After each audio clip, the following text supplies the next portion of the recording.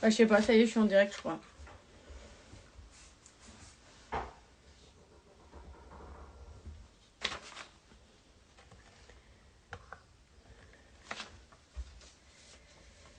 Je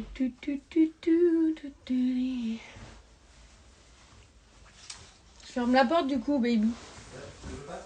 Ouais, je veux bien. Oh. Coucou. Salut la Corse.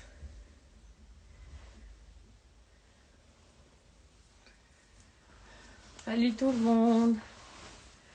Ouh, ça y est, ça se connecte. Salut Lyon. Ça va, merci. Merci, c'est gentil. Je lis un peu vos commentaires avant de commencer. J'ai un peu prévenu de dernière minute aujourd'hui. J'arrivais pas à me décider sur le choix, le thème. Mais ça y est, je sais dans quel ordre je vais faire tout. C'est pas très français ce que je viens de dire, c'est pas grave. Salut. Le bébé c'est pour mi-août. Salut la Normandie et la Lorraine. Salut voisine. Je sais pas qui tu es. Le Québec, forcément. L'heure du déj en Guadeloupe, bah parfait. Dans tous les cas, je mettrai ce live en replay comme j'ai fait pour l'autre. Coucou papa. Non, j'ai pas d'origine portugaise, c'est Mathieu. Son père est portugais. Salut tout le monde. Big up Paris. Bon, du coup, coucou Louloute, merci maman. Ne m'appelle pas, je suis en plein live. Ouais, parce que ma mère a le don pour me téléphoner à chaque fois que je donne des lives de sport ou de trucs comme ça. Voilà, voilà. Il vient d'où mon collier, c'est... comment ça s'appelle encore comment c'est ce que je porte tout le temps, là. J'ai un trou de mémoire. Horrible. Les lions, c'est les meilleurs, ouais, bah... Ma grand-mère, elle était lion aussi. Du coup, moi, j'ai l'impression que la petite, elle va naître le jour-là. Trop belle la chemise. Je l'ai achetée sur le marché en Turquie. Voilà. J'ai pris beaucoup de kilos.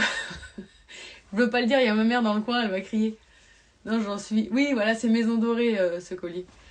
Et j'ai pris... j'en suis à 14 kilos, mais depuis le mariage. Ça va. En vrai, non ?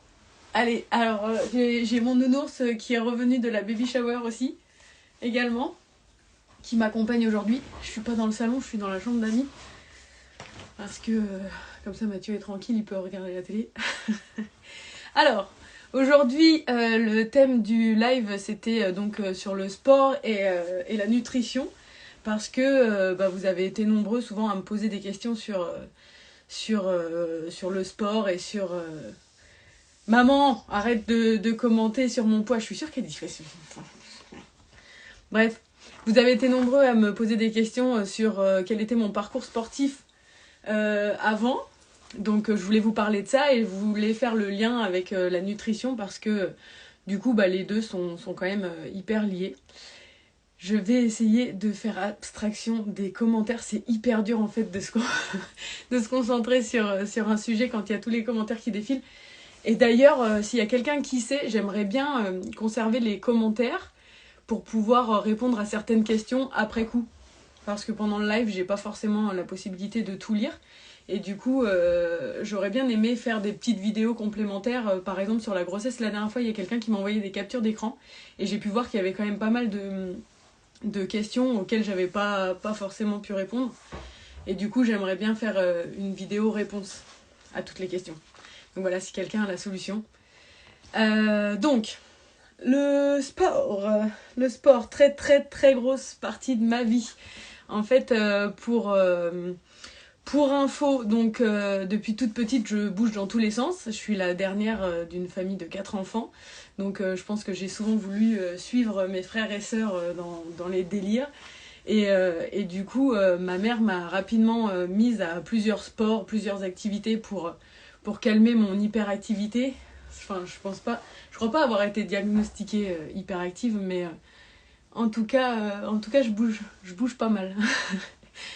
Du coup, j'ai fait énormément de gym et de natation parce que aussi on avait une piscine chez nous et je suivais toujours mes frères et sœurs. Je sautais dans la piscine et je pense que mes parents avaient peur que je me noie. Donc ils m'ont mis à la natation pour que j'apprenne à nager et pour qu'on évite la catastrophe. Et en fait, j'ai appris à nager super rapidement. Genre, j'ai appris les 4 nages en une semaine. C'était assez impressionnant. Je faisais des longueurs et des longueurs sous l'eau, mais je remontais jamais à la surface. Donc ma mère voulait que j'apprenne à respirer hors de l'eau. Du coup, suite à ça, l'entraîneur a dit à ma mère qu'elle ferait bien de m'inscrire à un club de natation. Donc, j'ai été inscrite à un club de natation et en fait, les entraîneurs ont appelé ma mère, ont convoqué ma mère. Ma mère s'est dit encore, qu'est-ce qu'elle a fait celle-là? Elle court partout, tu vois, genre, qu'est-ce qu'ils vont pouvoir dire les entraîneurs, tu vois, encore à son sujet, est-ce qu'elle va se faire virer du groupe ou quoi? Et en fait, non, c'était pour lui dire, oh, bah, vous devriez l'inscrire au club parce qu'elle a des capacités et qu'elle se débrouille très bien dans l'eau. Donc, ça pourrait être sympa de la mettre au club de natation. Donc, suite à ça, ma maman les a écoutés et j'ai commencé à faire des compétitions de natation donc assez jeune, enfin, je crois. Je sais plus, maman, dis-moi à quel âge j'ai commencé à faire mes premières compètes, mais en tout cas, je me rappelle très bien de ma première compétition à Champignol, où en fait j'avais 50 papes et 50 crawls à nager. Et en fait, j'ai confondu les deux. C'est que aux 50 nages libres, on appelle ça, donc pour faire du crawl normalement, puisque c'est la nage la plus rapide, mais on peut faire ce qu'on veut. Le règlement n'interdit pas d'autres nages. Et en fait, je suis partie en papillon. J'ai fait 50 mètres papillon et arrivé au bout, je me retourne et je vois les autres qui étaient encore derrière en crawl et tout. Donc je suis arrivée première malgré le fait que j'étais en papillon et les autres en club. Et puis de là, se sont enchaînées les compétitions. Et c'est vrai que j'étais pas mauvaise, quoi. On va dire que j'ai eu des très bons résultats assez rapidement. Donc j'ai enchaîné la natation toujours et encore, je faisais de la gym en parallèle, mais j'ai vite dû arrêter. Parce que je crois qu'il pleut, un truc de dingue. Bref, j'ai dû arrêter la gym parce que en fait, c'était le combat entre est-ce que je vais à la compétition de gym le week-end ou de natation. Donc ça devenait très très vite ingérable pour mes parents et puis même pour moi en fait. Donc voilà. Donc après ça, qu'est-ce qui s'est passé? Ou faire le lien avec la nutrition un peu. Mais suite à mes bons résultats aux compétitions, j'étais dans les meilleures françaises jeunes en tout cas. Et donc on m'a proposé de rentrer dans un pôle France. Donc un pôle France en natation, il y en a 5 en France. Il y a l'INSEP, Mulhouse, enfin en tout cas à mon époque, je sais pas du tout si ça a changé. Antibes, Toulouse et Font-Romeu. Et donc en fait c'est là où s'entraînent les gens en général de l'équipe de France ou alors les potentiels, potentiels bons nageurs pour l'équipe de France, etc. Et donc c'est hyper cadré, donc c'est assez sympa. J'ai fini par aller au pôle France de Toulouse, donc c'est pour ça que de Toul, je suis allée à Toulouse à l'opposé. Où du coup j'ai pu avoir accès à un sport-études, donc sport-études natation, ce qui m'a permis de pouvoir passer mon bac en même temps. En fait c'est à Toulouse, le bac était en 4 ans au lieu de 3 ans chez nous, donc seconde, première, terminale, là c'était étalé sur 4 ans pour avoir le temps de nager. Donc pour vous donner une idée, je nageais 6 heures par jour. 5 jours par semaine. Ça faisait beaucoup d'entraînement. Donc forcément, ça marque un corps et ça marque un esprit de compète et tout ce qu'on veut. Enfin bref, je vois des commentaires en même temps. J'ai du mal à me concentrer déjà les gars parce que la grossesse fait que j'ai des neurones en moins. Donc, arrêtez de m'écrire. Bref, alors du coup, voilà, ça c'était pour le parcours à peu près sportif. Et en fait, ce qui s'est passé, c'est qu'à Toulouse, lorsque je passais mon bac, j'avais des soucis à l'épaule. J'ai des soucis à l'épaule qui se sont déclenchés et ça a duré longtemps. Et malgré tous les traitements que j'ai pu faire, on ne trouvait pas la cause réelle de ce problème. Et vraiment, je souffrais énormément de l'épaule droite. C'était arrivé à un point où même me brosser les dents, me coiffer les cheveux ou même écrire devenait vraiment handicapant, problématique. Et je souffrais vraiment au quotidien, mais à côté de ça, je pouvais pas m'empêcher, je pouvais pas arrêter de nager parce que la natation, c'est un sport qui est assez ingrat. C'est-à-dire que, vu que c'est un sport de sensation, quand on est dans l'eau, on a besoin des sensations et du contact avec la piscine. Donc quand t'arrêtes même une semaine, c'est comme si tu repartais à zéro. Donc vraiment, t'es obligé d'y être tout le temps, tout le temps, tout le temps. Alors Manoudou sort de ce corps, ouais, c'est un peu ça. Donc voilà, donc ce qu'il faut savoir, c'est que quand j'étais encore à Toul, je m'en souviens d'un épisode, j'étais assez jeune, il y a un journaliste qui est venu pour faire un reportage sur moi, enfin un article dans le journal. Et en fait, à ce moment-là, mon entraîneur de l'époque a tiqué, tu vois, il a pris l'arrière de mes cuisses comme ça et il a dit, tu vois, elle est sèche, mais il y a du gras et tout. Et je m'en souviens que c'est quelque chose qui m'est resté en tête parce qu'après, j'ai commencé à développer un complexe énorme par rapport à mes cuisses, mais vraiment horrible, à tel point où je ne supportais plus de me mettre en maillot de bain au bord des bassins, donc j'avais toujours une serviette autour de la taille pour me cacher. Donc dès 14 ans, hein, on dira merci aux entraîneurs, très gentils, des fois ils réfléchissent pas trop à ce qu'ils disaient. Alors j'étais pas inscrite au TOEC, je nageais avec le TOEC, mais j'étais toujours inscrite à Toul, dans mon club d'origine. Vu que j'étais en pôle France, j'étais pas obligée d'avoir d'être au TOEC, quoi. J'ai vraiment du mal à parler. Bref, donc tout ça pour dire que dès très jeune, on était régulièrement pesés, mesurés, voilà, toutes les semaines. Vraiment, on nous surveillait de près. Et dès 14 ans, on a commencé à plus ou moins me surveiller, et je pense d'un peu trop près. Et en fait, mon entraîneur de l'époque a fait le lien entre, ok, si elle a mal à l'épaule, c'est peut-être simplement parce qu'elle a pris du poids ces dernières années. Mais en fait, ce qu'ils ne savent pas, c'est qu'une fille se forme, hein, donc forcément tu prends du poids. Et que du coup, suite à ça, il a dit, bah voilà, c'est peut-être parce qu'elle est trop lourde dans l'eau par rapport à avant, donc l'épaule ne peut pas guérir, la blessure ne peut pas se refaire, quoi, en fait, simplement. Donc la tendinite qui est diagnostiquée ne s'arrêtera jamais parce que le poids est là et que c'est trop lourd, etc. Donc on a commencé à pointer ça du doigt. Quand je suis partie à Toulouse, c'est devenu de pire en pire. On était mesurés, pesés toutes les semaines. Je vous avoue même que il m'est arrivé un jour de mentir à l'entraîneur. Il nous pesait devant tout le monde. Enfin, le truc est horrible. Je sais pas si... pour les gars, ça allait peut-être, tu vois, mais quand t'es une fille, tu commences à avoir 18 ans et tout, machin, on te pèse devant tout le monde, et puis là, en fait, je vois qu'il regarde pas, je triche, tu vois, j'ai menti 2 kilos sur mon poids. et en fait, il avait vu, et du coup, il m'a pourri devant tout le monde. Genre, oui, ça sert à quoi de mentir, nanana. Je me suis fait éclater parce que j'avais menti sur mon poids, et à partir de là, j'étais hyper surveillée d'un point de vue alimentaire, et c'était très désagréable. Donc ça n'a pas aidé là-dedans. Et donc voilà. Donc de base, je parlais de ça. Pourquoi je sais plus. Donc pour finir avec le sport de haut niveau, donc j'ai dû arrêter suite à ma blessure. Donc ma blessure ne guérissait pas. Et ça en est arrivé à un point où donc on faisait la relation avec le poids, etc. Et un jour, je vais voir un autre spécialiste, parce que j'en avais vu plusieurs, mais personne ne trouvait ce que j'avais, à part une tendinite, on me disait jamais rien. Et tout ce que j'avais beau faire, les ondes de choc, etc., ça guérissait pas, la tendinite, même l'arrêt de la natation, rien n'y faisait.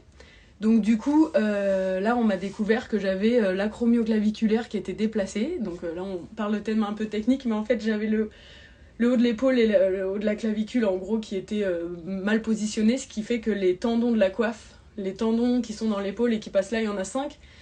J'en avais 3 qui étaient à moitié bien abîmés parce que à chacun de mes mouvements, en fait, ça venait frotter. Au lieu d'avoir la place pour bouger, en fait, ça venait arracher mes tendons. Donc en gros, on m'a plus ou moins dit, soit t'arrêtes, soit, il y a l'opération qui est possible, etc. Enfin, ça devenait très compliqué et c'était très douloureux. Et du coup, j'en pouvais plus. Donc du coup, j'ai arrêté. C'est là où ça s'est terminé. Après, ce qui a été très très dur à vivre, c'est la déception des gens autour de toi. Parce que au-delà des espérances que toi tu peux placer en toi dans ce sport, parce que voilà, moi mon objectif c'était les jeux. Et forcément, beaucoup de gens avec qui j'ai pu nager, je les ai vus partir au jeu, etc. Et quand toi tu dois t'arrêter avant, et quand toi tu... Enfin, je dis pas que je les aurais fait ou quoi que ce soit, hein, mais en tout cas c'était mon objectif. Et voilà, je pense que j'étais bien partie pour, en tout cas plus jeune. Et que quand ça s'arrête ou que ça doit s'arrêter du jour au lendemain, c'est très difficile à vivre. Donc du coup, ma décision a été de partir vivre à l'étranger. Donc je suis partie vivre à New York. Je suis partie faire fille au père, donc m'occuper d'enfants là-bas. J'avais besoin de partir loin et bah voilà, de changer de vie et qu'on arrête de m'associer à la natation. Alors le sport de haut niveau, c'est très bien, ça te forge un caractère, ça te forge tout court, hein. Ça t'aide dans la vie en général, tu deviens combative et tout ce que tu veux. Le seul problème, c'est que quand tu habitues ton corps très jeune à faire beaucoup de sport, je pense que bah, ton corps a une mémoire, il enregistre. Et du coup aussi, tu prends l'habitude et tu as une alimentation qui est quand même particulière. Je veux dire, pour une fille de mon âge, je pense que je mangeais énormément, plus que la moyenne. Mais en même temps, je nageais 6 heures par jour, donc il fallait bien compenser et voilà, brûler les calories. Donc je mangeais des quantités bah, quand même impressionnantes, je pense. Et quand tu arrêtes du jour au lendemain quasiment le sport, ben, il faut te refaire une hygiène de vie. Donc il faut réapprendre à s'alimenter de manière normale et apprendre à s'écouter. On n'a plus les mêmes besoins en calories. Et voilà, il faut trouver un rythme et c'est vraiment pas évident. Donc ça, je l'ai très très mal vécu. J'ai fait tout et n'importe quoi, c'était vraiment un carnage. Mais en fait, tu vois ton corps changer du jour au lendemain et c'est vraiment hyper dur à vivre parce que même si tu fais du sport, en fait, même j'étais à New York et j'allais à la salle de sport 2 heures par jour. Et j'avais beau faire ça, ton corps est habitué à 6. Donc en fait, quand tu lui donnes 2 heures, et ben en fait, tu peux rien faire. Même si tu manges un peu moins, je gonflais, il n'y avait rien à faire. Et vraiment, je me voyais éclater, hein, simplement. J'ai pris beaucoup de poids et je pouvais strictement rien faire. Donc le sport à haut niveau, oui, c'est bien. Mais je pense que il faut être très bien encadré, très bien suivi. Et malheureusement, il y a beaucoup d'entraîneurs qui sont pas capables de parler correctement aux jeunes, voilà. Parce que moi, à 14-15 ans, quand déjà on te met des idées en tête comme quoi t'es trop grosse et qu'il faut surveiller ton poids de près et qu'on commence à te donner des régimes avec des compléments alimentaires ou des substituts repas, je crois qu'il y a un souci, surtout quand tu nages encore, parce qu'à l'époque, je nageais encore 6 heures par jour. Et pourtant, il y a un moment où on m'a donné des substituts repas, donc j'avais de la poudre à manger à la place de certains repas, donc super. Bah en fait, qu'est-ce qui se passe à côté? T'es tellement frustré que dès que tu vois une barre de sneakers ou je sais pas quoi, tu te jettes dessus. Enfin, c'est un carnage, quoi. Donc voilà, ça m'a fait... La natation à haut niveau m'a apporté énormément de positif parce que déjà j'ai rencontré des personnes géniales et puis parce que je pense que ma mentalité elle vient de là, je suis assez compétitrice, enfin voilà, ça te forge un caractère, hein, clairement.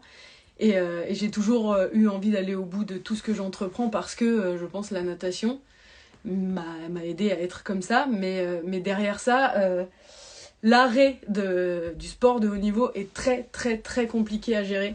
Et c'est dans ces moments-là où en fait on a besoin d'être le plus encadré et souvent je pense que les gens ne savent pas comment réagir face à ça et savent pas comment prendre en main ces choses-là et puis bah voilà, c'est hyper dur. Donc moi quand j'ai arrêté de nager, j'avais 18 ans ou 19 ans je crois, enfin vraiment la coupure, hein, parce que j'ai repris après, mais pour le plaisir plus, et là je me suis éclatée. D'ailleurs encore maintenant, enfin avant Covid en tout cas. Et voilà, donc à 18-19 ans, tu sais, quand tu pars dans la vie avec des complexes de poids pas possibles et tu sais plus gérer les choses, c'est très difficile. Donc quand je suis partie à New York, je me suis dit allez, je me reprends en main, c'est terminé, j'arrête mes bêtises parce que oui, je faisais n'importe quoi, je mangeais des quantités énormes mais à m'en rendre malade parce que en fait, je m'étais tellement privée sur d'autres années et puis au final pour même pas arriver au résultat que je voulais parce que j'ai pas pu aller au bout de mon rêve de ma carrière sportive. Donc du coup, je m'en rendais malade et c'était maladif et c'est pas je me vante pas du tout de tout ce que j'ai pu faire, mais voilà, hein, maintenant c'est fait, c'est passé, donc il y a plus plus de mal à en parler en tout cas. Et donc, tu es qui? Je sais pas. Voilà, il m'a perturbée. Donc du coup, voilà, à New York, je me suis dit que j'allais me reconstruire. Et en fait, malgré le sport que j'avais pu faire, comme je vous expliquais tout à l'heure, c'est difficile de compenser avec tout le sport que ton corps a pu enregistrer les années précédentes quand tu étais petite. Et du coup, bah voilà, je me voyais gonfler, je pouvais rien y faire. C'était incontrôlable, vraiment. Et je pense que c'était la période la plus difficile pour moi. Quand je suis rentrée en France, parce que quand t'es à New York, le truc qui est bien, c'est que t'es aux États-Unis. C'est cool. Les gens, tu sais, ils sont un petit peu faux comme ça, mais ce qui est bien aux États-Unis, c'est qu'ils jugent pas trop. En fait, en France, nous, on a tendance, tu sais, quand tu vois une fille qui est jolie dans la rue, tu vas dire, ouais, regarde là, l'autre machin, elle regarde, elle se la pète, nanana. Aux États-Unis, ils disent ce qu'ils pensent, tu vois. Ils t'arrêtent dans la rue, ils vont dire, ah, j'adore ta tenue, ça te va super bien, t'es magnifique, etc. Chose qui n'existe pas en France. On aime bien critiquer, mais par contre, faire des compliments, c'est un peu plus compliqué. Et donc du coup, l'avantage là-bas, c'est que je me rendais pas trop compte du poids que j'avais pris et que en fait, on m'arrêtait souvent dans la rue pour me faire des compliments. Donc j'étais plutôt à l'aise. Par contre, quand je suis revenue en France, le gap était énorme. Et moi aussi, j'étais énorme d'ailleurs. Et d'ailleurs, si je vous balance des photos, je crois que vous en reviendrez pas. C'était vraiment, j'étais vraiment une boule. Je crois que j'ai pris plus de 12 kilos en un an. Enfin, c'était voilà. Et, et donc du coup, retour en France très très difficile parce que alors là, t'as tous les gens qui te connaissaient avant, qui te voyaient comme la sportive, la fille fit et tout ça, machin. Maintenant, t'es passé au statut petite boule, qui fait plus de sport, qui galère à se remettre en forme et compagnie. Et ça a été très très très difficile à vivre. Après ça, forcément, j'ai voulu me lancer dans des régimes, hein, comme tout le monde. Donc, sachant que je n'avais plus la possibilité de refaire autant de sport qu'auparavant, puisque maintenant, voilà, j'avais fini mon année à New York et je me lançais dans des études d'architecture à Bruxelles. Et du coup, voilà, les études d'archi, ça demande beaucoup de temps. Donc, le temps à bosser, tu l'as pas pour faire le sport. Hein. Donc, et puis, en plus, début de la vie étudiante. Donc, tu vois bien les soirées, les bières, parce que t'es en Belgique. Hein. Donc, t'apprends à picoler de la bière comme il faut. Et soirée et compagnie égale hygiène de vie, pas forcément toujours au top. Et du coup, c'était assez difficile, encore une fois, de retrouver un équilibre et de réussir à perdre du poids dans ces conditions-là. Donc, pour faire le lien maintenant sur l'alimentation, en gros, à cette période-là, c'était vraiment le combat de ma vie. J'avais plus d'objectifs, de ma vie, c'est un grand terme, hein, vous donnez la nuance. Mais en gros, j'avais plus d'objectifs sportifs. En tout cas, là, c'était mon objectif maintenant, c'était mes études et de pouvoir me construire une vie professionnelle. Et qu'on arrête de me voir comme l'éternelle nageuse, mais de me dire que voilà, je peux être douée aussi dans autre chose, pas que dans le sport. Et donc du coup, j'avais aussi envie de retrouver la ligne quand même, et puis essayer de me trouver quelqu'un, tu vois. Donc il fallait, il fallait que je puisse me plaire à moi-même pour pouvoir plaire à quelqu'un.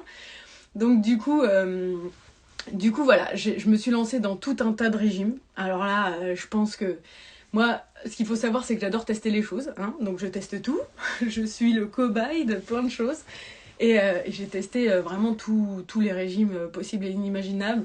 Donc les régimes protéinés, du camp, qui a effectivement beaucoup marché sur moi. Sauf que y a un moment donné où c'est pas possible, hein, tu peux pas vivre au quotidien avec... Arrêtez de vous moquer de mon accent, ouais. Non, je suis pas parisienne. Bref, je disais, le régime Dukan, c'est juste impossible à suivre et à vivre au quotidien. Enfin, il y a un moment donné, t'es dans ta vie étudiante, là, tu dois te priver d'alcool, tu dois te priver de... Enfin, tu vois, tu manges un jour de la viande, un jour de la viande et des légumes, un jour de la viande, un jour de la viande et des légumes. Alors oui, ça marche, effectivement, parce que tu te prives de tellement de choses à côté que bah, tu perds du poids, hein, c'est normal. Par contre, bah, le jour où tu reprends, où tu craques pour une tablette de chocolat, bon, pas en entier, quoique ça peut arriver, mais le jour où tu craques pour quelque chose, bah, tu le payes. Hein. Le lendemain, c'est sur la balance, et puis ça devient obsessionnel en fait. Tu te pèses constamment et t'es là à chaque fois que tu perds. Enfin bref, c'était pas possible. Après, j'ai testé Weight Watchers, je l'ai vu passer effectivement. J'ai testé les systèmes à points, etc. Pour moi, c'était la chose qui se rapprochait le plus de quelque chose de naturel et de normal. Mais à la longue, non, en fait, c'est pas possible de compter ses points au quotidien, c'est pas possible en fait. Enfin, qui veut vivre comme ça et qui... Enfin, c'est pas une vie. Si à chaque fois que tu manges un truc, tu dois le noter, tu vois, ça veut dire que tu réfléchis vraiment à tout ce que tu manges et que, en fait, là-dedans, t'es constamment focus, en fait, sur ton poids, ton poids, ton poids. Et il y a un moment donné où, tu sais, pareil, quand tu te rends compte que, par exemple, des mini magnums, ou tu sais, il suffit que tu trouves la faille. Tu trouves que ça fait, je sais pas, 3 points. Alors, je sais pas du tout, vu que ça change tout le temps, le régime Weight Watchers. Je sais pas du tout comment c'est aujourd'hui, apparemment, il est devenu très bien. Mais je connais plus. Et à l'époque, tu vois, moi je m'étais rendu compte que par exemple, une petite glace à Gundas miniature, ça valait que X points, tu vois. Et je me disais, bon, bah en fait, au lieu de manger correctement le soir, bah je vais me prendre 2 Magnum, tu vois, ou des trucs comme ça. Et donc en fait, tu trouves des failles et des machins.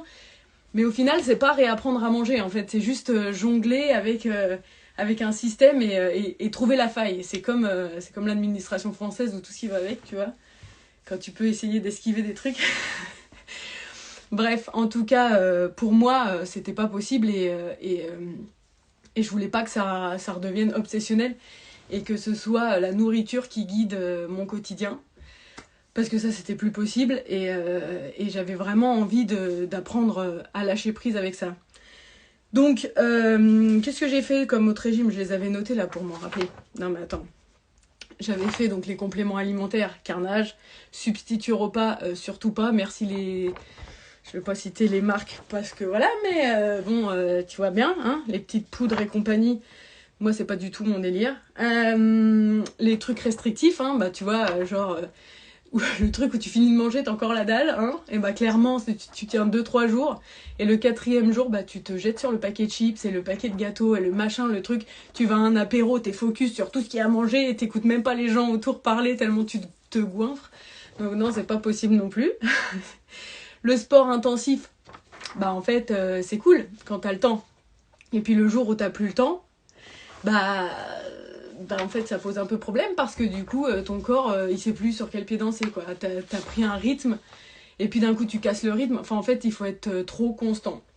Donc c'est bien le sport mais il faut trouver son rythme de croisière et un rythme qu'on pourra tenir sur le long terme parce que si tu te mets à fond dedans pour perdre du poids, bah, le jour où t'arrêtes, malheureusement tu prends cher, hein, clairement. Donc ça, le Dukan que j'ai renommé Ducon, que voilà. Vous savez ce que j'en pense, le régime à points, donc ce dont on a parlé, le rééquilibrage alimentaire, aussi le mot très à la mode dernièrement, mais pour moi c'est simplement cacher le nom d'un régime parce que j'ai eu quelqu'un au téléphone un jour qui me proposait un rééquilibrage alimentaire, et en fait quand je lui dis ben voilà, moi mon idée c'est de plus être frustrée, de plus trop penser à tout ce que je dois manger, prévoir à l'avance, etc. Je veux essayer d'être vraiment libre au niveau de l'esprit sur l'alimentation. Cette personne m'a dit, ok, mais tu dois faire quand même ça, il y a quand même des règles à respecter.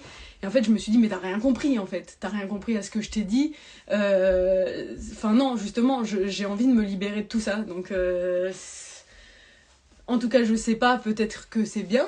Oui, c'est bien le rééquilibrage alimentaire, mais beaucoup se cachent derrière ce mot pour faire passer un régime, je trouve, en tout cas. Et je suis aussi allée voir quelqu'un, voilà, j'ai consulté, dirons-nous. Je suis allée voir un docteur qui est assez réputé sur Paris, qui est, je sais pas comment dire, mais en gros, il t'aide à manger avec conscience. Donc en fait, c'est tout un processus mental pour essayer. La fille qui est perchée, elle a vraiment tout essayé. Je suis désolée, hein, mais c'est vrai. Et du coup, c'est le docteur Zermati que je suis allée voir à Paris. Et en fait, l'idée, c'était de réussir bah voilà, à me libérer par rapport à ça et à plus culpabiliser à chaque fois que je mangeais quelque chose et à réussir à être cool en fait. Parce que j'en étais arrivée à un point où vraiment, comme je l'expliquais tout à l'heure, quand j'étais à table à un apéro, bah en fait, j'étais focus sur ce que je mangeais. J'écoutais même plus ce que les gens disaient. C'était genre, ok, vas-y, je vais manger ça, bim bim bim, et tu craques, et après t'es là, t'as le bide qui est blindé, tu te dis, je vais pas réussir à dormir tellement ça me tire le ventre. Et en fait, tu penses qu'à ça. Tu profites même pas de ta soirée, même pas de tes amis et compagnie. Donc, je me suis dit, bah voilà, c'est peut-être une technique. Donc, cette personne a été super avec moi. Il m'a aidé sur plein de choses, donc apprendre à manger avec conscience, la satiété, enfin voilà, différencier satiété et rassasiement. J'ai pas revu mes cours. Du coup, tout ça, enfin voilà, il m'a appris les différences, il m'a appris à prendre le temps, il m'a appris aussi que bah tu vois, des fois si tu mangeais pas, c'était pas grave, qu'il fallait que ce soit adapté à chacun. Et que ça pouvait être propre à chacun. Il n'y a pas de régime miracle, il faut juste trouver son rythme et ce qui nous convient à chacun. Donc il m'a aidé sur beaucoup de choses jusqu'au moment où il m'a proposé des comment ça s'appelle c'est pas de l'hypnose, il m'a proposé de la méditation, voilà, donc ça va parler à beaucoup de gens, et même si je fais du yoga, moi, la méditation, j'ai vraiment du mal, en fait. Assise comme ça, avec quelqu'un qui me parle, vous allez maintenant déglutir. Bref, bah moi, j'y arrivais pas. Donc, à partir de ce moment-là, je me suis dit, ok, il m'a apporté déjà pas mal de choses. Mais maintenant, je vais faire les choses à ma manière. Je crois que j'ai suffisamment de bagages avec tout ce que j'ai appris de tous mes régimes ratés pour essayer de me construire une alimentation à peu près correcte toute seule. Donc, je respire un peu. C'est vrai que je parle vite en fait. Je vais lire un peu 2-3 messages. Vive les gourmandises, oui. Enfin bref, où est-ce que j'en étais moi ? Je parle trop en fait. C'est un truc de dingue. Ouais, en fait je m'étais fixé un objectif, à savoir, je m'étais dit, ok, je me laisse jusqu'à mes 30 ans, donc là j'avais 29 ans quand je suis allée voir le docteur Zermati. Et du coup, je me suis dit, ok, il me reste 1 an, jour pour jour, le jour de mon anniversaire. Je me dis, 1 an pour atteindre mon objectif. Si j'y arrive pas, j'arrête de me prendre la tête, je laisse tomber tout ça parce que c'est bon, j'en ai marre, j'ai assez donné, j'ai assez mis d'argent dans tout ce qui était cure, régime et tout, lipofilling, je sais pas quoi. J'ai dit stop, c'est terminé. Je me donne 1 an, si à mes 30 ans, j'arrive pas à trouver l'équilibre que je veux, mais j'arrête de me prendre la tête avec ça, je lâche prise, parce que c'est plus possible. Bah, je vous laisse deviner. À mes 30 ans, j'avais pas perdu un seul kilo. Voilà. Donc, je me suis dit, bon bah, tu laisses tomber, c'est tout. Arrête de te prendre la tête, arrête de te fixer surtout des limites de temps. Et je me suis dit, c'est tout, tu perdras du poids peut-être plus tard, tu perdras du poids, t'as pas de limite, t'as plus de temps, t'as plus rien à perdre.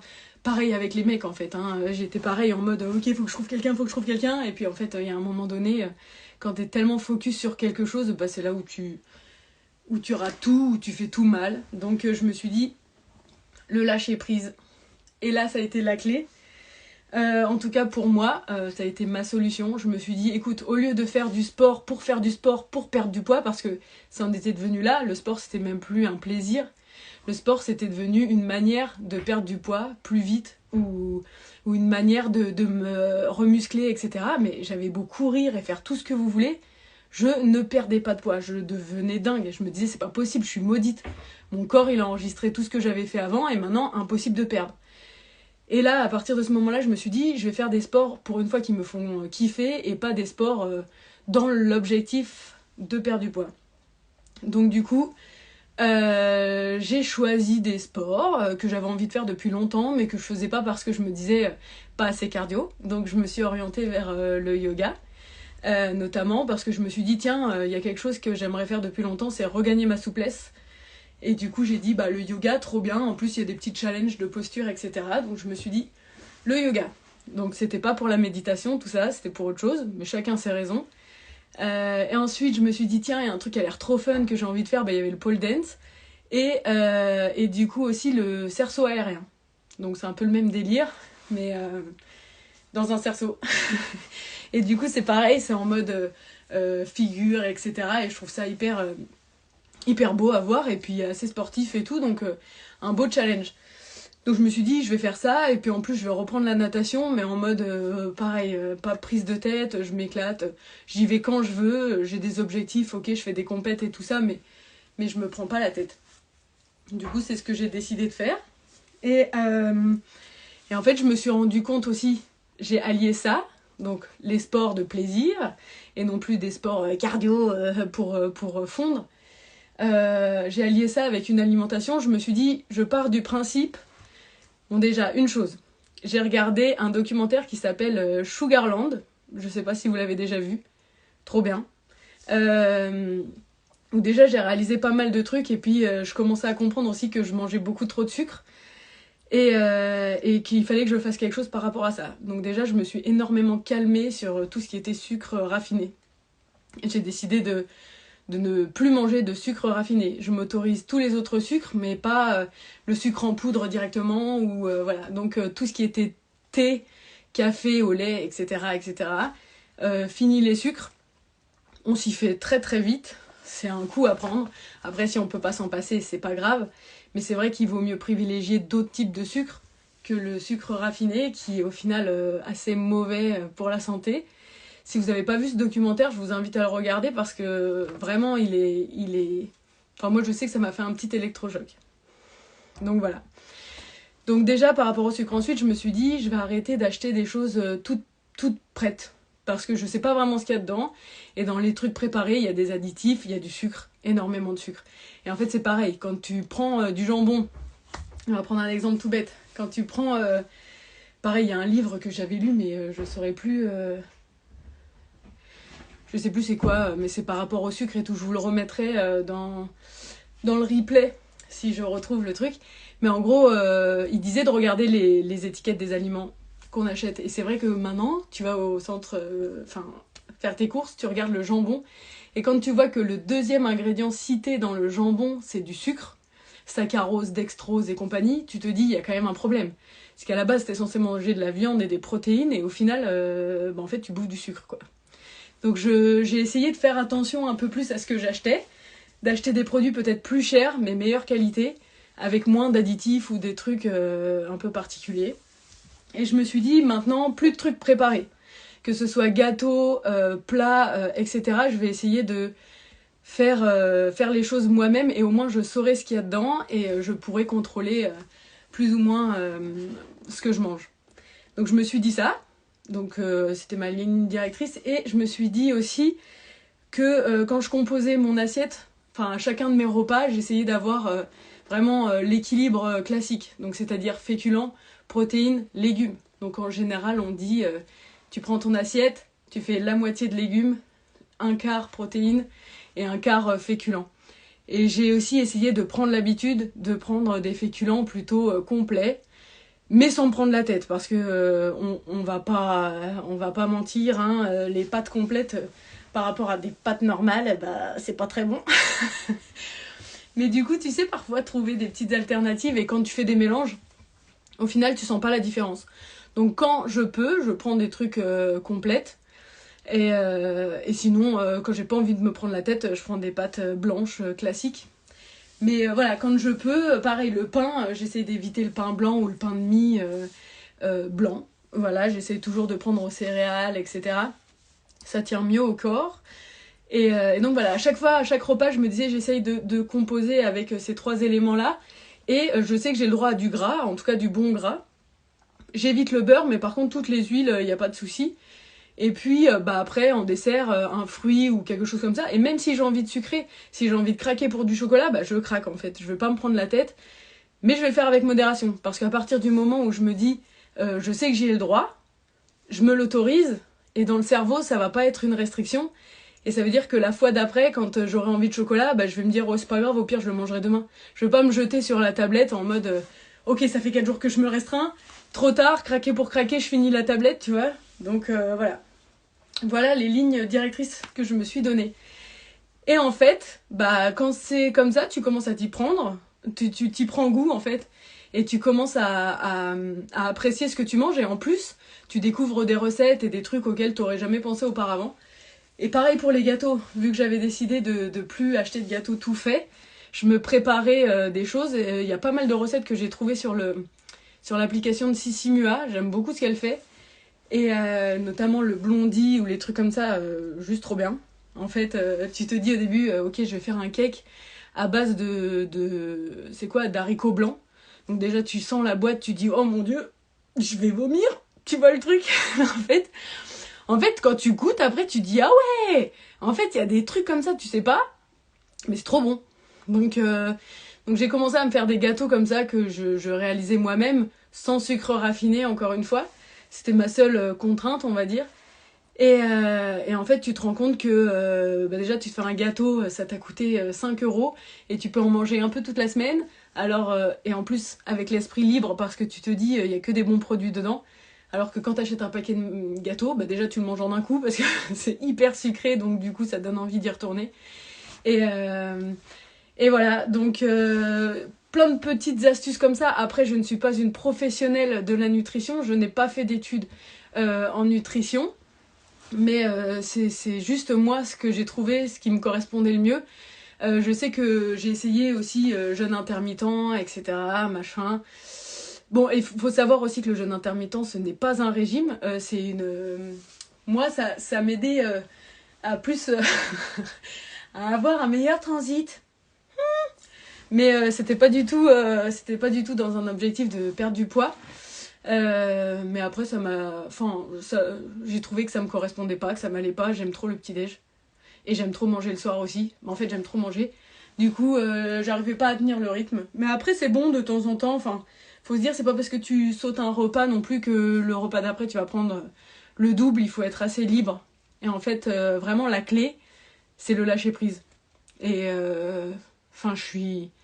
j'en suis convaincue. En fait, à partir du moment où t'arrêtes de te prendre la tête sur il faut que je perde du poids, pareil, il faut que je trouve un mec. Une fois que t'arrêtes de te prendre la tête, c'est là où il y a tout qui vient. Donc voilà, encore une fois, je suis pas une experte.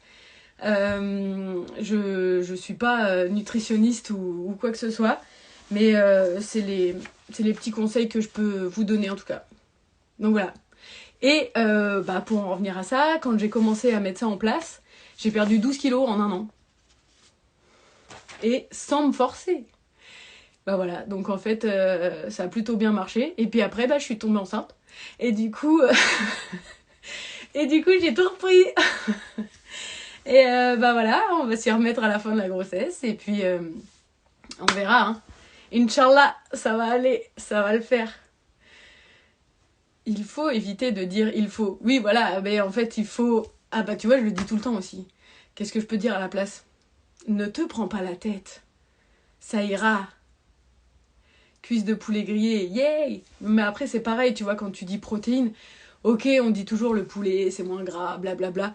Mais moi, je pars juste du principe, voilà, si j'ai envie de manger un truc, une viande un peu plus grasse, je veux pas culpabiliser pour autant. Et je me fais plaisir. Et en fait, quand tu te fais plaisir, t'as plus de frustration. Et quand t'as plus de frustration, t'as plus de craquage abusif. C'est souvent ça. Et oui, et aussi une chose. Effectivement, on n'a pas rien sans rien. Le sport, ça reste important. On peut pas maigrir sans rien faire, hein, effectivement. Mais le sport, pour être tonique et pour pas être trop flasque, c'est la seule solution. Hein.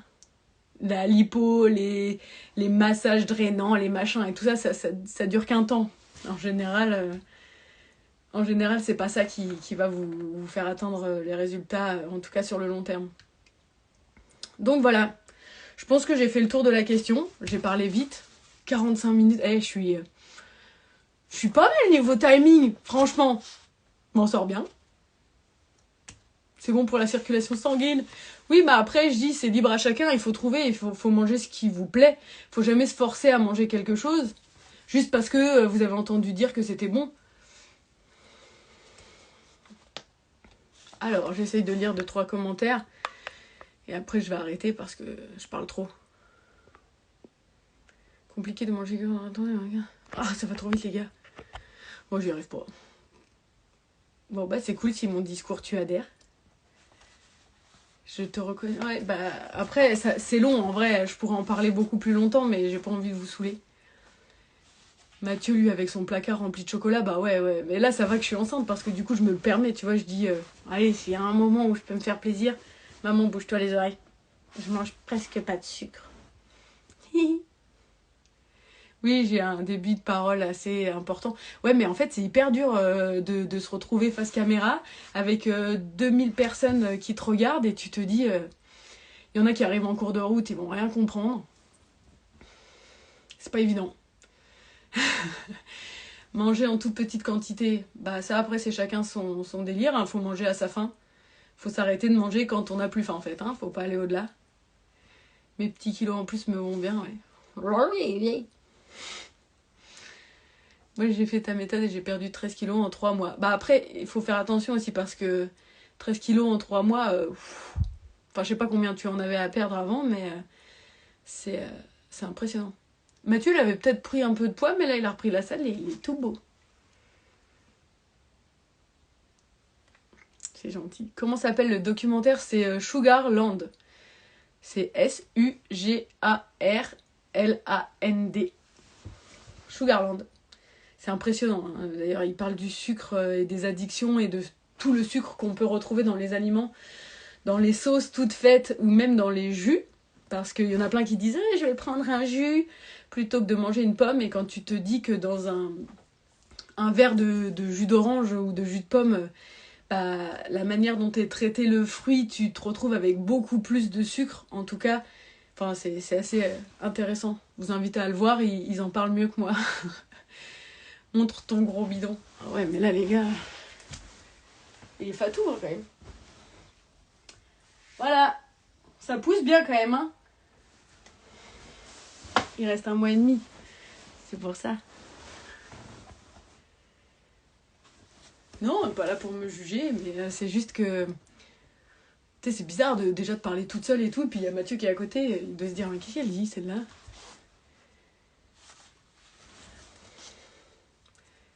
Oui, aussi, là je vois passer quelque chose par rapport au diabète.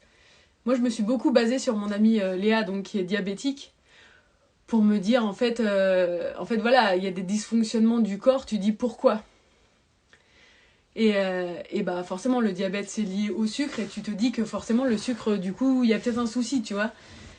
Pourquoi le corps réagit? Oh, j'avais la jambe pliée trop longtemps, j'ai trop mal. Oh.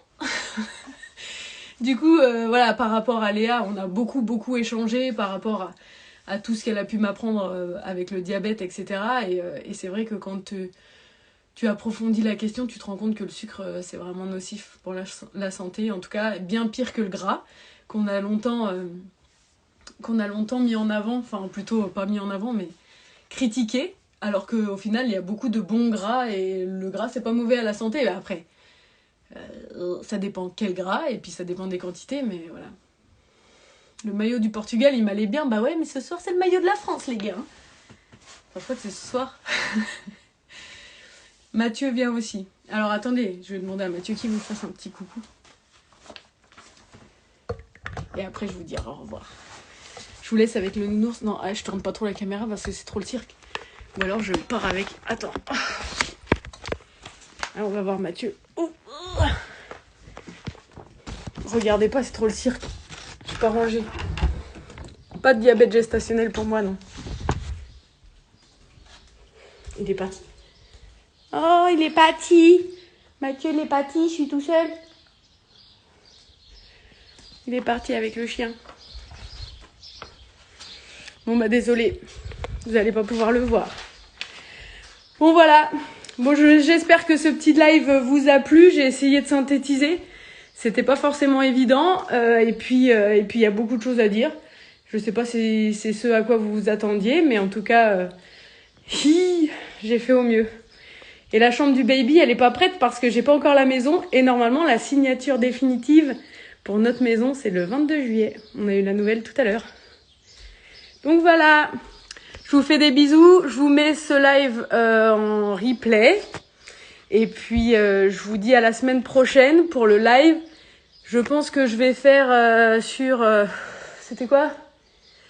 Ouais, se recentrer sur soi-même pour pouvoir réussir à trouver son bonheur.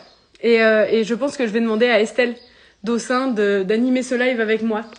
Voilà, dites-moi si ça vous plaît et si ça vous fait plaisir. Et ce sera lundi prochain.